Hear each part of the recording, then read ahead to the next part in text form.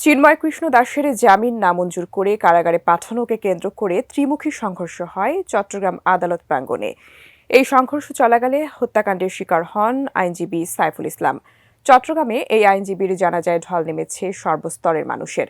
এবার নিহত সাইফুল ইসলামকে নিয়ে মন্তব্য করেছেন জনপ্রিয় ইসলামী আলোচক মিজানুর রহমান আজহারি।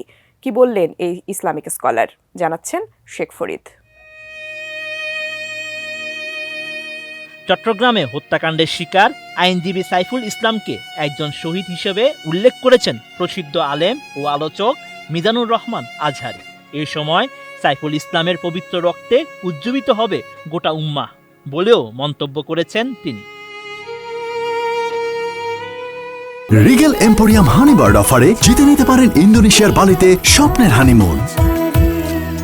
২৭ নভেম্বর নিজের ভেরিফাইড ফেসবুক পেজে আইনজীবী সাইফুলের জানাজার ছবি শেয়ার করে এসব কথা লিখেন মিজানুর রহমান আজহারি। সাইফুল ইসলামকে উদ্দেশ্য করে তিনি লিখেন, উগ্রবাদ ও চরমপন্থা মোকাবেলায় আপনার নাজরানা আল্লাহ কবুল করুন। জেনে রাখুন, স্বাধীনতা ও সার্বভৌমত্ব রক্ষায় আপনার পথেই হাঁটবে আগামী তরুণরা।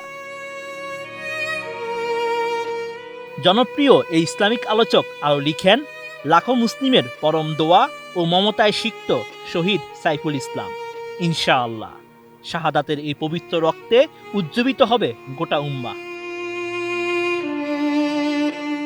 এর আগে এই হত্যাকাণ্ডে জড়িত ব্যক্তিদের দৃষ্টান্তমূলক শাস্তির দাবি জানান আজহারি।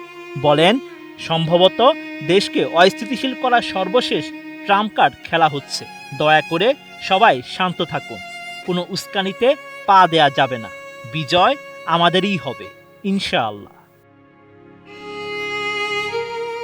অ্যাডভোকেট সাইফুল ইসলামের জানাজা অনুষ্ঠিত হয়েছে জমিয়াতুল ফালাহ মসজিদ ময়দানে। জানাজার সময় লাখো মানুষ উপস্থিত হয়ে এই তরুণ আইনজীবীকে শেষ শ্রদ্ধা জানান।